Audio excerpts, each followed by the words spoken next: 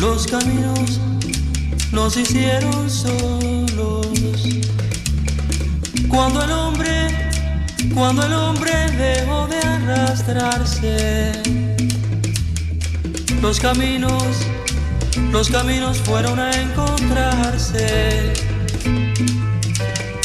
Cuando el hombre ya no estuvo solo.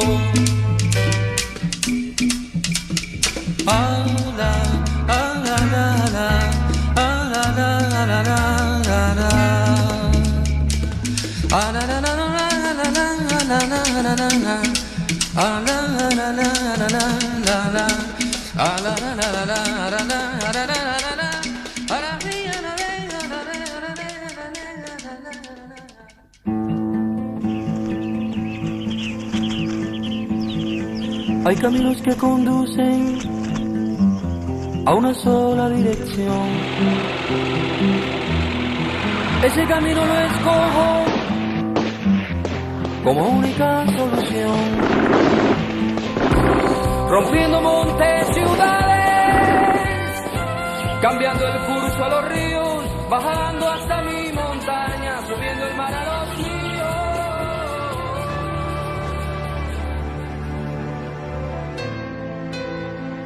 Los rebeldes de Fidel Castro combaten desde hace 18 meses en la Sierra Maestra en el oriente del país. En abril, fracasó una huelga general convocada por el movimiento 26 de julio y el gobierno de Batista considera llegado el momento para una gran ofensiva contra las fuerzas revolucionarias. 5 batallones son desplegados para dar el golpe definitivo en la zona del Pico Turquino, donde se ubica la comandancia rebelde. Batista espera triunfar en un plazo corto y poner fin a la oposición armada.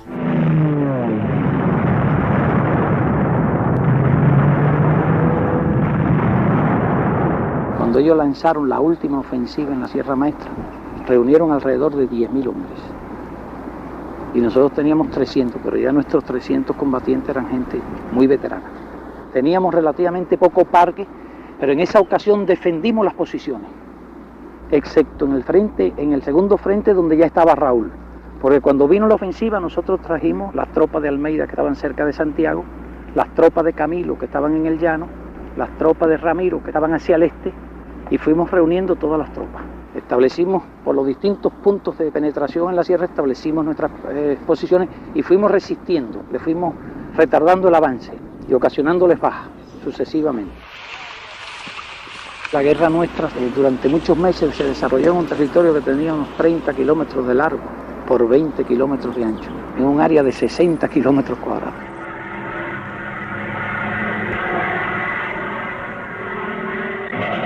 Veo la candela que empezaban a salir de las casas, el ejército quemando todas las casas que estaban a la orilla del camino, pero varias, y la aviación para acá.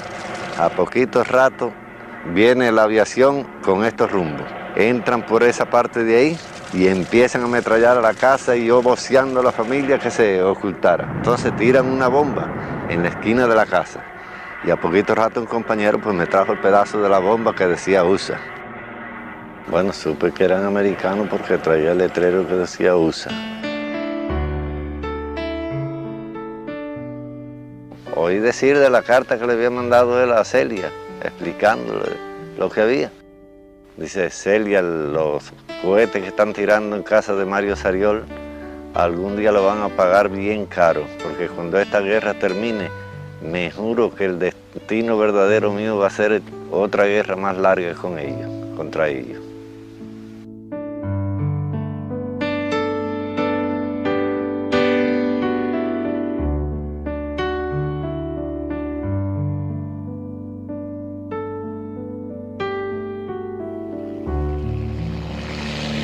Los servicios de inteligencia del movimiento 26 de julio dan a conocer un documento que prueba que los aviones de la dictadura cargan bombas y municiones en la base naval de Estados Unidos en Caimanera, Guantánamo.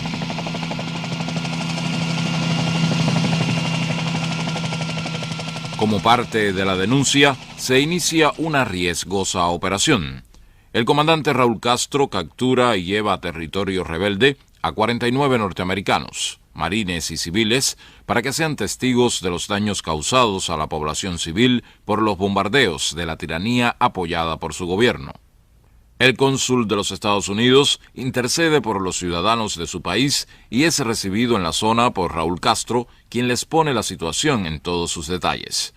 Horas más tarde, cumplido el objetivo de la operación, todos los norteamericanos son liberados. Durante los días que duró la acción, los aviones no sobrevolaron el territorio. Aquí, Radio Rebelde, desde la montaña de Oriente, territorio libre de Cuba. El doctor Fidel Castro al micrófono. Newton Wright califica de atentado a las normas civilizadas la retención de dos compatriotas suyos. ¿Cómo calificar la muerte de tantos civiles cubanos indefensos, asesinados con las bombas y los aviones que el gobierno americano envió al ejército del dictador Batista, y el Departamento de Estado americano continúa dejándose arrastrar por las intrigas de Mr. Smith y Batista, e incurre en el error injustificable de llevar a su país a un acto de agresión contra nuestra soberanía? Tenga la seguridad de que la sabremos defender dignamente.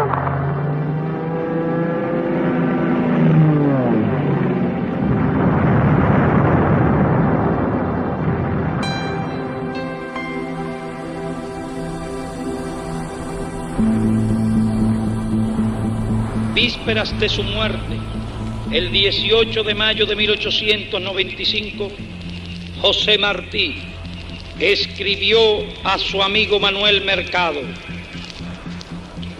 ya estoy todos los días en peligro de dar mi vida por mi país y por mi deber, de impedir a tiempo con la independencia de Cuba que se extiendan por las Antillas los Estados Unidos y caigan con esa fuerza más sobre nuestras tierras de América. Cuanto hice hasta hoy y haré es para eso. Viví en el monstruo y le conozco las entrañas, y mi honda es la de David.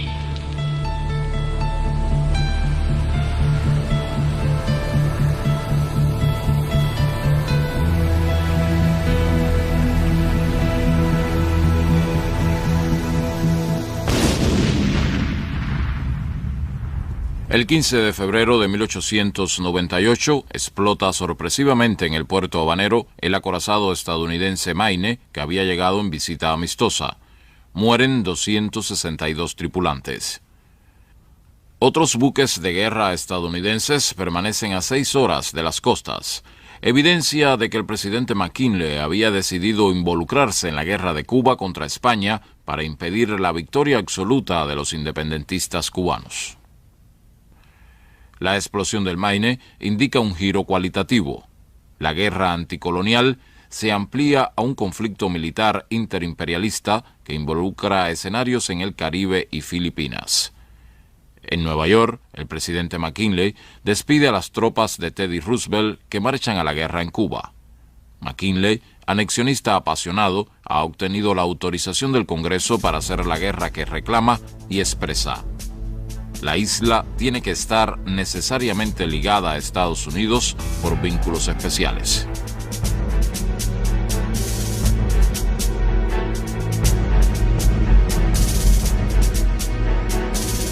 La muerte de Martí descabeza la revolución apenas nacida y le quita a su ideólogo principal, no a uno más, sino al ideólogo principal. Porque había una conciencia antiintervencionista en los principales libertadores. Había una conciencia de no admitir una intervención extranjera y que de que la victoria debía conseguirse o la batalla debía librarse por nosotros solos. Pero esa visión global de Cuba inserta en América y en el mundo solo la tenía Martí, y no por intuición, sino la tenía como un razonamiento profundo con el cual se anticipó a su tiempo. Se derrumba prácticamente el poder militar, pero la revolución tampoco puede echarlo fuera definitivamente. Cuando los americanos anuncian que van a intervenir como consecuencia del Maine, de la interpretación consciente que dieron al estallido del Maine, la gente vio mayoritariamente con simpatía aquel que proclamaba que vendría a Cuba para dar la paz al pueblo cubano y entregarle la independencia por la cual había luchado. Por otra parte, el gobierno cubano demora porque no tiene información, no se han dirigido a él, no hay nada dirigido al presidente de la República Cubana, se demora en dar las instrucciones al general García. Y este demanda que le digan qué debe hacer. Y finalmente se le ordena que subordine las tropas cubanas a las norteamericanas. Esa es la verdad. Los americanos entran a la fuerza contra España, pero no contra Cuba. El general García fue llevado a bordo de un acorazado norteamericano y allí analizó el plan de desembarco de las tropas norteamericanas.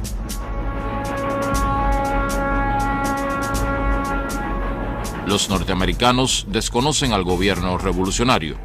Utilizan al ejército libertador como tropa que va a limpiarles el camino. Así se esfuma la ilusión de que vienen a Cuba como aliados. El espíritu de la revolución es desviado de su cauce primitivo. La intervención americana llega sin la garantía de que se hacía para cumplir todos los fines de la revolución.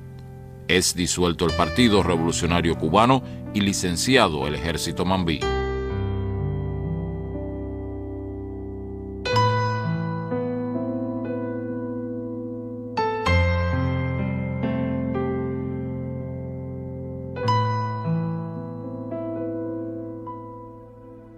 El armisticio entre España y Estados Unidos se firma en París.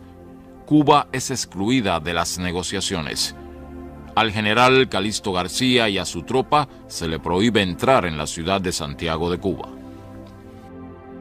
Martí había advertido que los Estados Unidos, sin el contrapeso de los demás pueblos americanos, podía transformarse en el más grave peligro para la independencia. Pero sus análisis sobre la naturaleza del nuevo imperio no se conocían en Cuba. La muerte de Martí y del general Antonio Maceo colocaron a la futura república en una grave situación. En 1901, Leonardo Wood, jefe de la ocupación militar, hace un brutal ultimátum. O los cubanos aceptan la enmienda constitucional o las tropas de ocupación no se retirarán y la proclamación de la República quedaría relegada a un indefinido futuro. Con 16 votos a favor y 11 en contra, la Asamblea Constituyente aprueba la enmienda Platt, fórmula con la que los norteamericanos sustituyeron su aspiración anexionista. Al general Máximo Gómez acuden todos. Saben que está ahí, es la autoridad moral, representa el sueño de un país. Él es la imagen de la resistencia en la nueva situación, seguir luchando para establecer la República. Leonardo Wood ordena, en nombre de Estados Unidos, izad la bandera de la República de Cuba. Máximo Gómez, símbolo de la revolución, hace el cambio. Leonardo Wood se lleva esta bandera izada como su personal botín de guerra. Tomás Estrada Palma se convierte en el primer presidente de la República. Martí lo escoge para la dirección del partido, porque Martí tampoco era infalible. Lo que hoy sabemos, características muy tempranas de Tomás Estrada, por ejemplo, a la que nunca quiso la independencia, de veras y absolutamente, van a aparecer después en una carta del propio Tomás Estrada, en que dice, yo nunca quise esa independencia absoluta que todos querían. Yo quería el bienestar para mi patria y esa protección de los Estados Unidos a la cual ingenuamente aspiraba. Entonces, en Estrada Palma, su humildad se transforma de pronto en insospechada vanidad.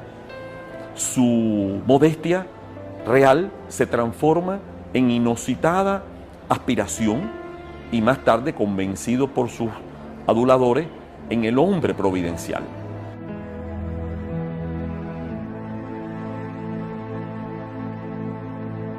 Que esa fue la República y es un hecho histórico y había un solo camino, alzarse contra ella, lo cual era materialmente imposible para los libertadores, o convivir con la situación y tratar de buscar una vía para continuar. Por eso el criterio de algunos, tomemos ahora lo que nos dan esta república disminuida, con enmienda, con derecho a intervención, con república vigilada, con el procónsul aquí dando órdenes, con las propiedades distribuidas a manos norteamericanas. Las tropas norteamericanas regresan en 1906, llamadas por Estrada Palma. La reocupación militar y un gobierno provisional encabezado por un norteamericano se extienden hasta 1909. Es la última vez que se aplica de manera tan abierta y escandalosa este esquema intervencionista. Serán los enviados especiales del presidente de los Estados Unidos los encargados de supervisar a los gobiernos cubanos. A partir de José Miguel Gómez, los sucesivos presidentes se trazan un objetivo central: reordenar el Estado y modernizarlo, así como evitar a toda costa una tercera intervención norteamericana.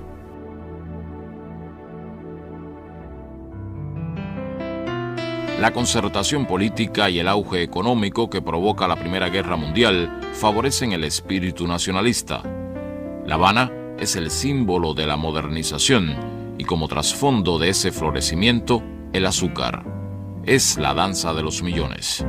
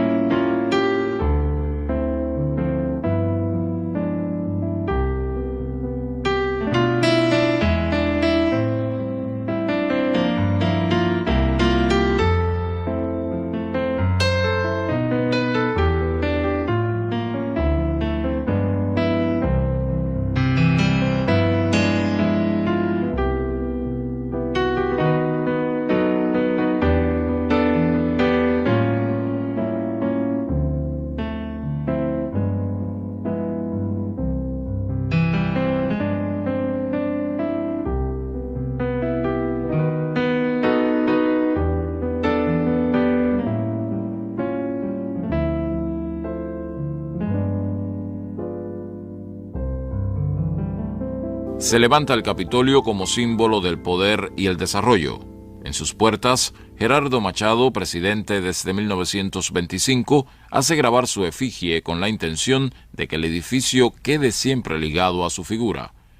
Una cuidadosa campaña de publicidad asocia su nombre a las grandes empresas y transformaciones del momento. 5 meses antes de inaugurar el Capitolio, Machado ordena el asesinato en México del líder revolucionario y fundador del Partido Comunista de Cuba, Julio Antonio Mella.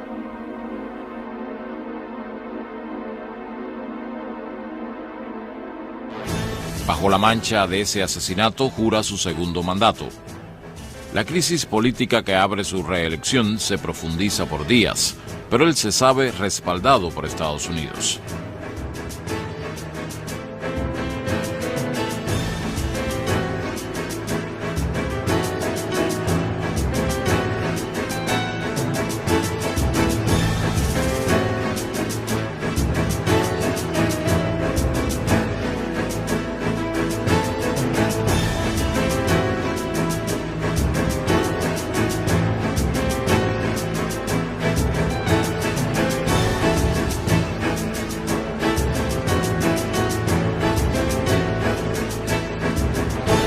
El presidente Calvin Coolidge lo visita.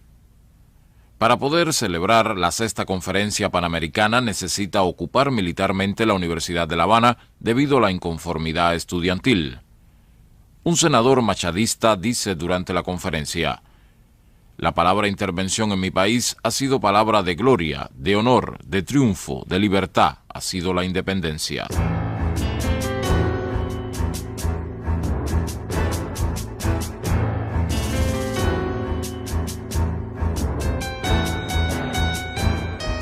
En 1933, la intensidad de las protestas populares alcanza niveles sin precedentes.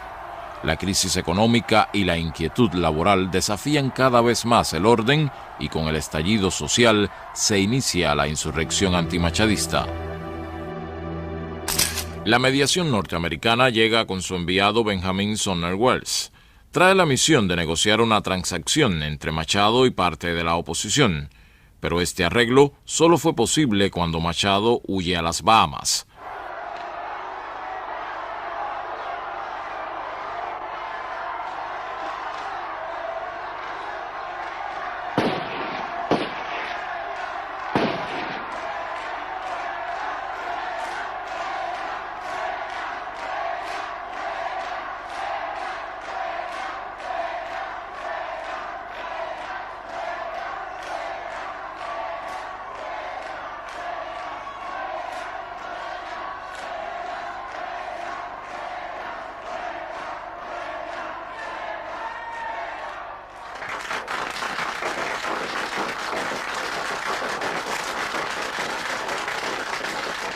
Welles coloca en la presidencia a su mejor carta, un ministro machadista, Carlos Manuel de Céspedes.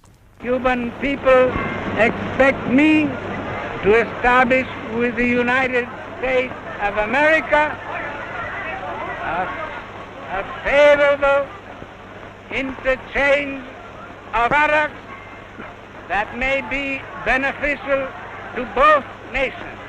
Now that our political situation is absolutely guaranteed by my government and dedicated from now on and forever to the great cause of liberty. El presidente nombrado por los norteamericanos no logra mantenerse en el cargo. Se sublevan los sargentos y los soldados apoyados por los estudiantes.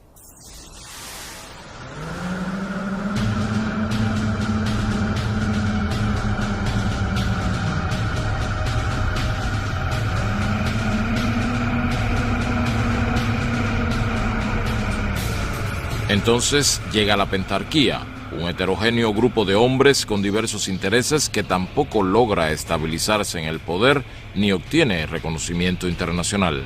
Fulgencio Batista se perfila como figura clave y enfatiza el papel de los militares en medio de una situación revolucionaria con grandes contradicciones.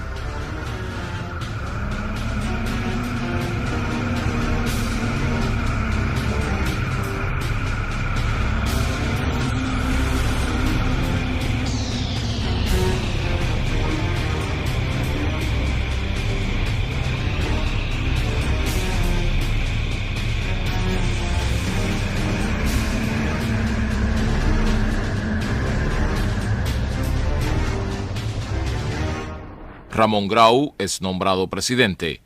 Organiza con algunas figuras antimachadistas un gobierno en el que sobresalen tres tendencias: la reformista, que encabeza el propio Grau, la derechista, liderada por Batista, y la izquierda, representada por Antonio Guiteras, la figura revolucionaria más sobresaliente de la época. Guiteras presenta diversos decretos de contenido social y económico, como la intervención de la Compañía Norteamericana de Electricidad, que no llega a cumplirse. En medio de una atmósfera de hostilidad ante una posible intervención con desembarco y las demandas contra la enmienda Platt, el presidente Franklin Delano Roosevelt deroga la enmienda y pone en marcha una nueva política que le garantiza el control del país a través de influencias y presiones políticas. El país está al borde de una revolución. Batista conspira. Acuerda primero con Welles y después con su sustituto Jefferson Caffery la liquidación del dividido gobierno Grau-Guiteras. Organiza un golpe de Estado y se hace del control del poder a través de presidentes impuestos por él.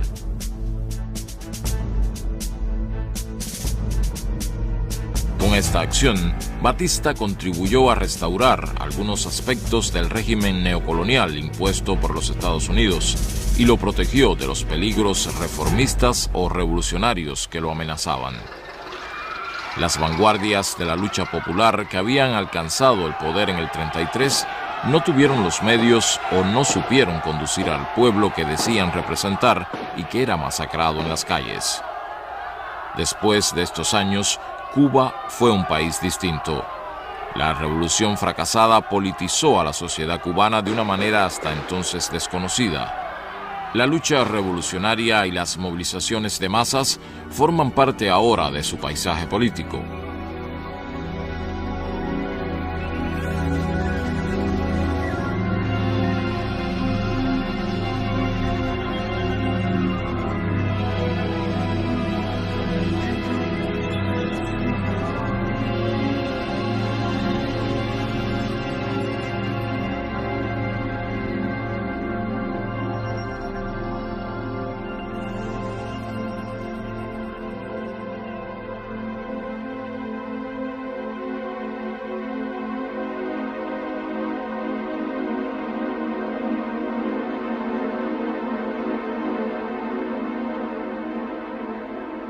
A pesar de la abrogación de la enmienda Platt en el 34, la soberanía cubana continuó limitada. La base naval de Guantánamo, la más importante y estratégica, permaneció y amplió su territorio. Estados Unidos renunció a la idea inicial planteada en 1903 de contar con 4 estaciones navales y la soberanía sobre la isla de Pinos. Las relaciones con Estados Unidos fueron reordenadas mediante un segundo tratado permanente de relaciones y otro de reciprocidad comercial. La presencia de las tropas norteamericanas en Cuba, concentradas en Guantánamo, expresan el doble juego de la doctrina Roosevelt: afianzar su hegemonía en el área y mantener el control sobre la política interna de Cuba.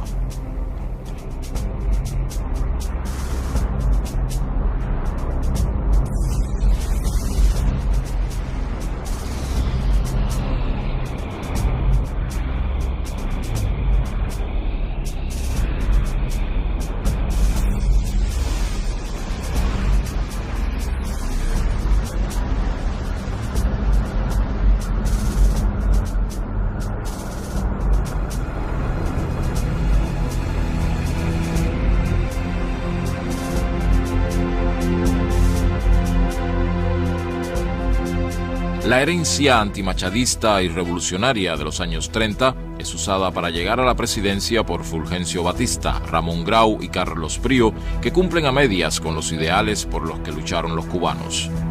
La corrupción, la violencia y el gangsterismo fueron instrumentos políticos más eficaces que los estatutos de la Constitución.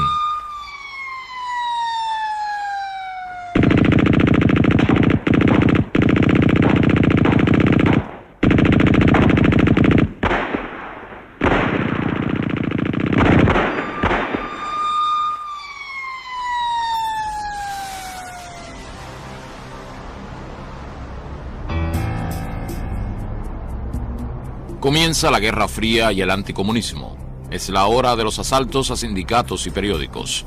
Aracelio Iglesias y Jesús Menéndez, emblemáticos líderes obreros comunistas, caen asesinados.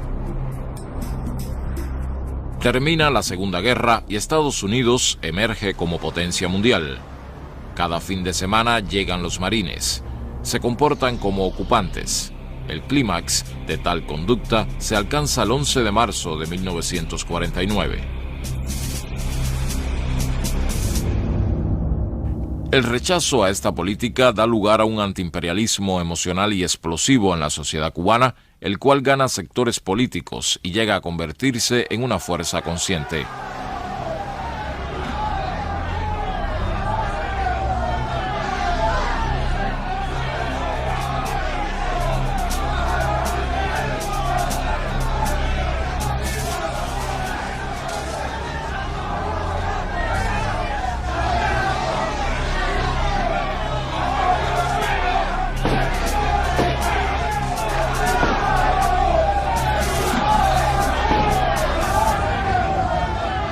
Ante las cámaras, el señor embajador de los Estados Unidos, Robert Butler, ensaya a ofrecer una disculpa. On behalf of the American people, for the incident that happened last evening at the desecration of the monument of... Pero no sabe quién es José Martí.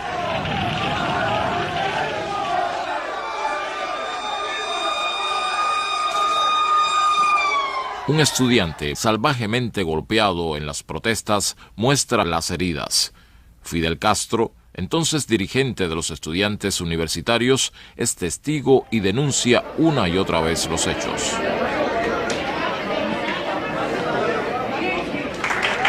Eduardo Chivas es el líder de un movimiento político moral, de una fuerza movilizativa que influye más allá de su propio partido. A través de la radio, desata una guerra verbal contra el gobierno, acusándolo de corrupción y abuso de poder. Miles de oyentes esperan cada semana sus denuncias. Es un mito político. Cuba ha visto frustrado su destino histórico hasta ahora por la corrupción y ceguera de uso de sus gobernantes, cuyo pensamiento, salvo excepciones, ha volado siempre a ras de tierra. Por su posición geográfica, la riqueza de su suelo y la inteligencia natural de sus habitantes, Cuba tiene reservado en la historia un grandioso destino, pero debe realizar un gran destino unido a la alta calidad de nuestro pueblo. Solo espera la gestión honrada y capaz de un equipo gobernante que esté a la altura de su misión histórica. Eso no puede ser la falsa oposición de Batista, que alienta el regreso de los coroneles del Palma Cristi y el plan de fuga. Cuba necesita despertar, pero mi aldabonazo no fue, quizás, lo suficiente fuerte. Seguiremos llamando a la conciencia del pueblo cubano. Atrapado en este mecanismo, no puede presentar las pruebas que prometen una de sus acusaciones y se suicida durante una de las transmisiones, provocando una conmoción política y emocional nunca vista en el país. El partido ortodoxo, ya sin Chivas, continúa su estrategia de alcanzar el poder a través de las elecciones. Independencia económica, libertad política y justicia social son los objetivos del programa. El joven Fidel Castro es uno de los candidatos a la Cámara. Batista da un golpe de Estado apoyado por el ejército. Es el 10 de marzo de 1952.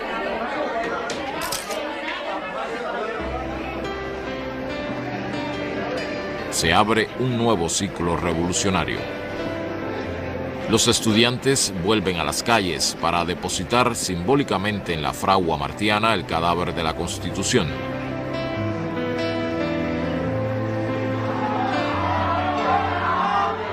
El 28 de enero de 1953, miles de jóvenes recuerdan el centenario del natalicio de José Martí gritando: «Revolución, revolución, revolución». Ahí van los futuros asaltantes del cuartel Moncada.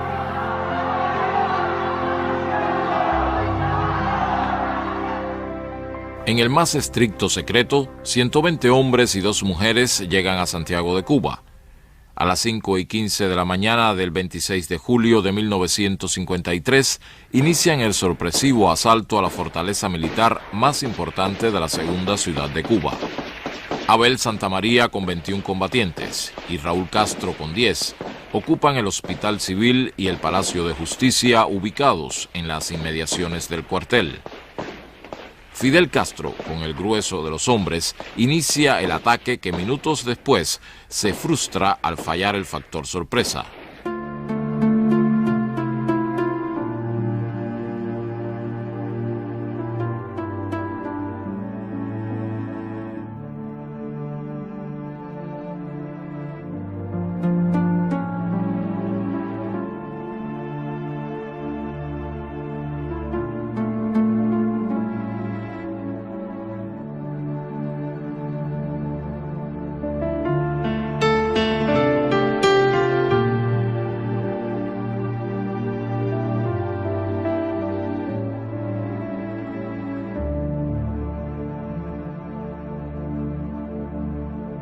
En el repliegue, muchos asaltantes son capturados, torturados y asesinados. La desproporción de muertos entre soldados y revolucionarios evidencia una masacre que no puede ser ocultada a los periodistas que llegan al lugar.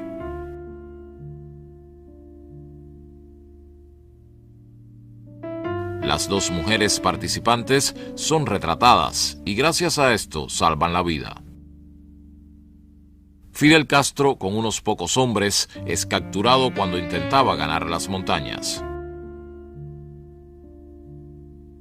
Los pormenores y objetivos de la acción son expuestos por los sobrevivientes cuando se les juzga, a la vez que denuncian el asesinato de sus compañeros. Solo José Martí debe ser vinculado con la acción, pues es su autor intelectual, afirma Fidel Castro. Todos son condenados. Los asaltos a los cuarteles de Santiago de Cuba y Bayamo marcan el nacimiento de nuevos revolucionarios con Fidel Castro como líder. Ahora encabeza una organización que adopta la táctica de la lucha armada y un programa expuesto en La Historia me absolverá que aspira a unir en la acción a todo el pueblo.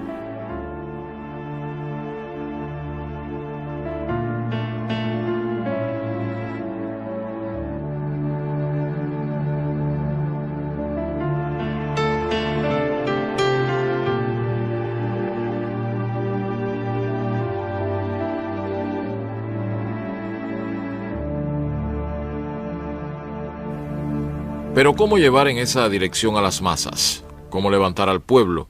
¿Cómo llevarlo al combate revolucionario y salvar el país de la postración y el retraso espantoso? Estas son las preguntas que se hacen Fidel y la dirección del 26 de julio en el año 55.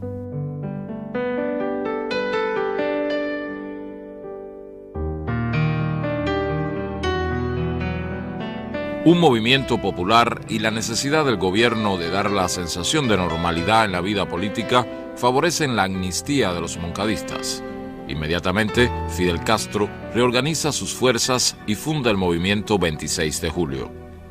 Claro que después del ataque al Moncada era prácticamente imposible que los que habíamos estado responsabilizados con ese hecho tuviéramos la oportunidad de organizar desde Cuba la lucha en la Sierra Maestra.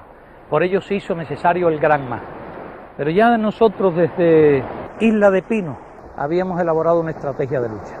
Incluía su parte política para demostrar que no había ningún tipo de solución pacífica en las condiciones existentes en nuestro país, bajo la dictadura de Batista. Pero teníamos que demostrarlo ante la opinión pública, para dejar bien sentado que si se iba a producir una guerra, no era por deseo de los revolucionarios, sino por una necesidad inevitable que imponían las condiciones políticas existentes en Cuba. Y en este sentido había mucho la influencia martiana. Tú sabes los enormes esfuerzos que él hizo para demostrar que la única salida que había para la independencia de Cuba era la lucha armada frente a las corrientes reformistas y las corrientes autonomistas. Vinimos a organizar a los cubanos, vinimos a realizar una obra que ya nos enseñó el apóstol en el 95. Venimos para hacer entre muchos la obra aquella que solo pudo hacer un gigante. Venimos a hablarle a la inmigración cubana de Nueva York y de Estados Unidos. Porque está ocurriendo en Cuba exactamente igual, y habría que estar ciego para no verlo, está ocurriendo exactamente igual que en el 68 y en el 95.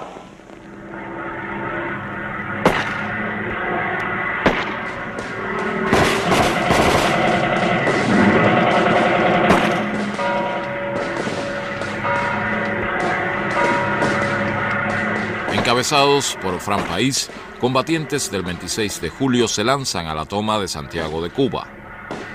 El alzamiento debe ser sincrónico con el desembarco de los revolucionarios, pero estos llegan 2 días después.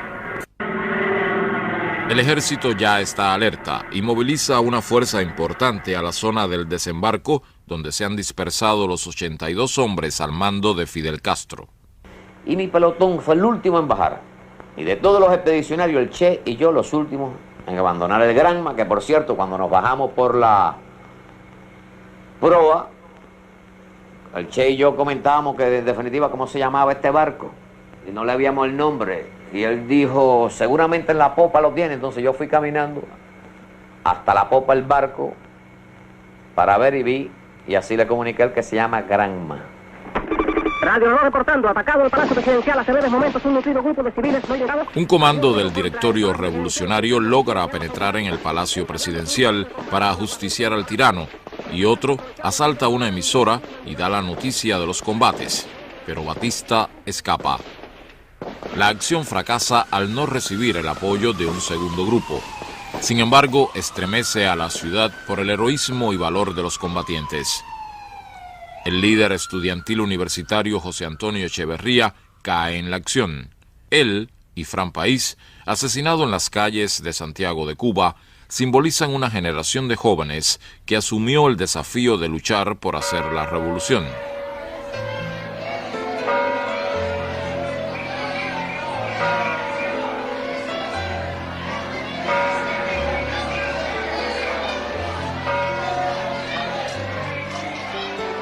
El embajador Smith es sorprendido por las mujeres santiagueras.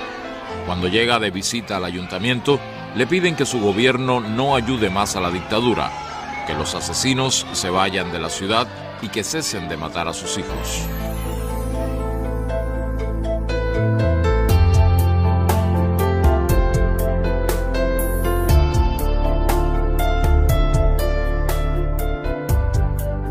Estas fotos desmienten a la dictadura. Una elemental camarita llevada por Fran País cumple el objetivo. La entrevista realizada por Herbert Matthew en la Sierra Maestra es noticia de primera plana y por 3 días se dan detalles de la lucha de los rebeldes. Contrary to rumors from the capital, we both seem to be here in the Sierra Maestra, and not only in the Sierra Maestra, but on top of Pico Turquino, the highest point in Cuba. Fidel, I believe you're here. Yes. I am going to tell you what happened. Batista does not want to admit that he is incapable of defeating us. He hopes to obtain by liar that which he cannot get by force of arms.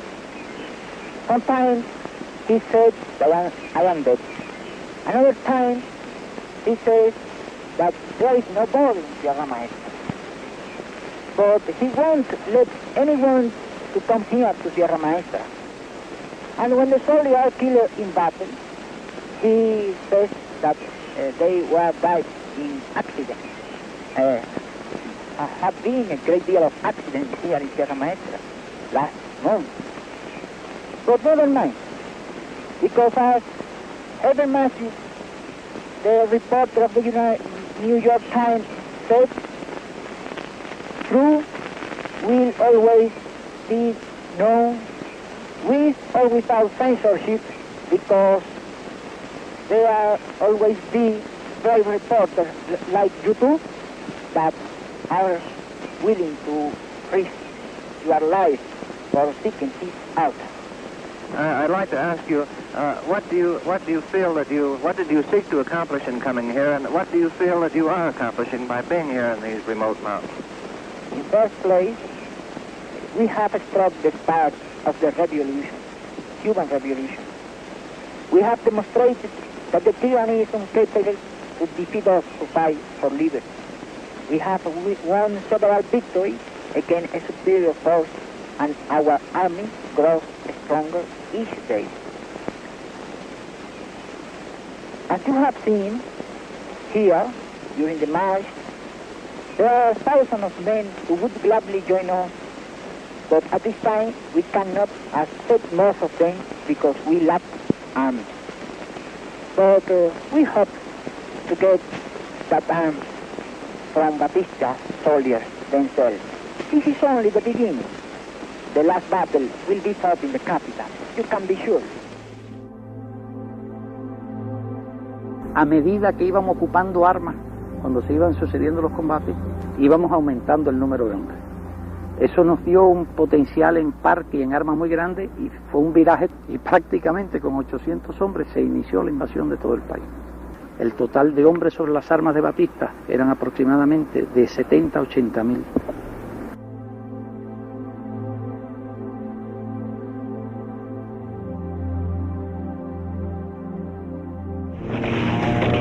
A 6 meses de derrotada la ofensiva lanzada contra la Sierra Maestra, los 8 frentes guerrilleros con sus 22 columnas comienzan el sitio de los cuarteles más importantes del país.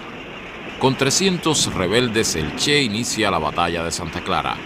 El ejército ha concentrado allí a 3.000 hombres y recibe refuerzos en un tren blindado. El colapso es inevitable, declara el Che a la radio rebelde, y en referencia a los Estados Unidos agrega: estimo que el factor intervencionista no debe producirse por el amplio espíritu revolucionario de todo el pueblo cubano. Atención, columna 2, columna 2, columna 2. Camilo, aquí está el Che. Camilo, aquí está el Che. Éramos dos caracteres muy diferentes. Y fue meses después que llegamos a intimar extraordinariamente.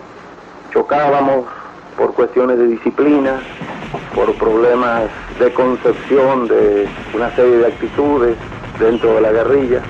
Camilo en aquella época estaba equivocado. Era un guerrillero muy indisciplinado, muy temperamental, pero se dio cuenta rápidamente y rectificó aquello. Aun cuando después hiciera una serie de hazañas que han dejado su nombre en la leyenda, me cabe el orgullo de haberlo descubierto como guerrillero.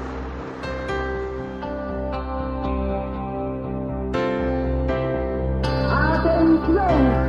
¡Última hora! ¡Gran victoria de la columna 8 de la Trilla!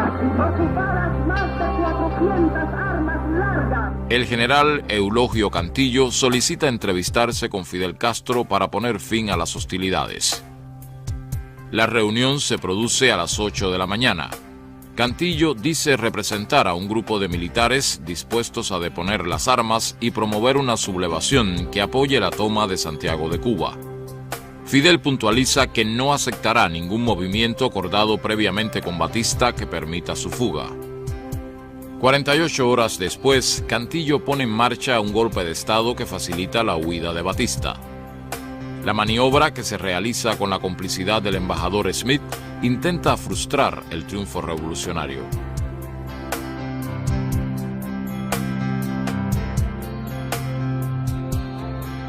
Fidel Castro continúa en el Central América coordinando las acciones finales para la toma de Santiago de Cuba. Allí recibe la noticia de que Batista ha huido. Ordena no detener ningún combate y avanzar hacia La Habana.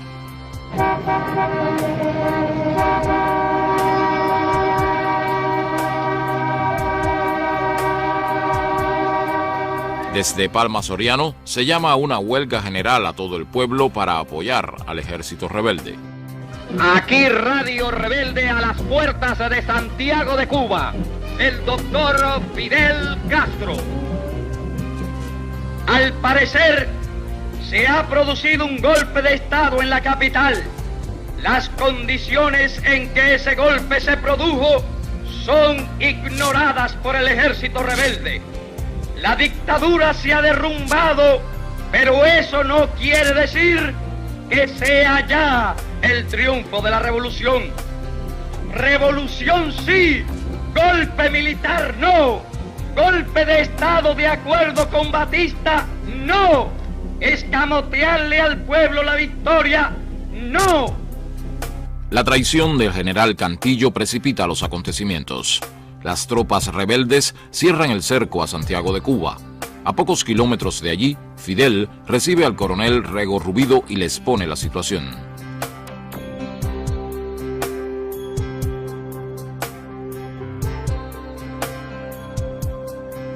En el encuentro, el militar reitera su disposición de entregar el cuartel Moncada que está bajo su mando.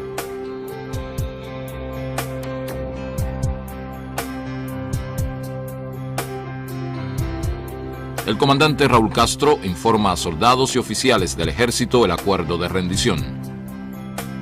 El cuartel Moncada es tomado sin un disparo después de 25 meses de guerra. Es difícil encontrarse en la historia del movimiento revolucionario una revolución triunfante con tantas adversidades gigantescas en sus mismos comienzos, que es la etapa más difícil de cualquier proceso.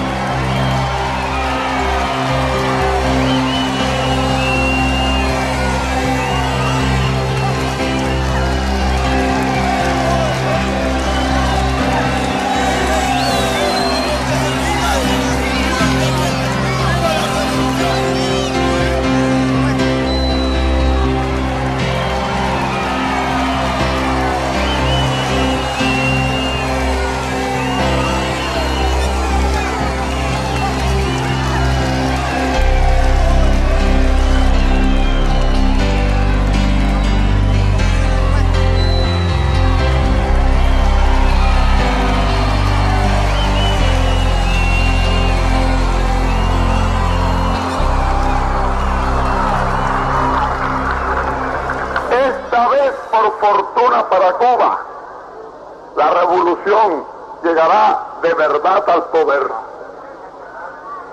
No será como el 95, que vinieron los americanos y se hicieron dueños de esto. Intervinieron a última hora y después ni siquiera dejaron entrar a Calixto García, que había peleado durante 30 años lo que hicieron entrar en Santiago de Cuba.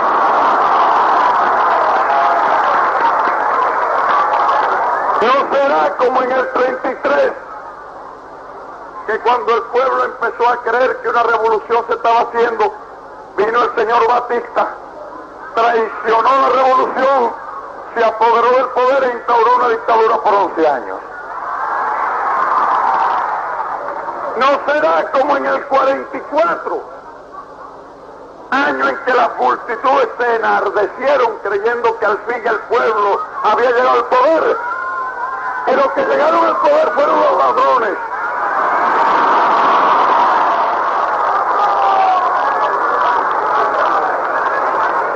Ni ladrones, ni traidores, ni intervencionistas. Esta vez sí que es la revolución.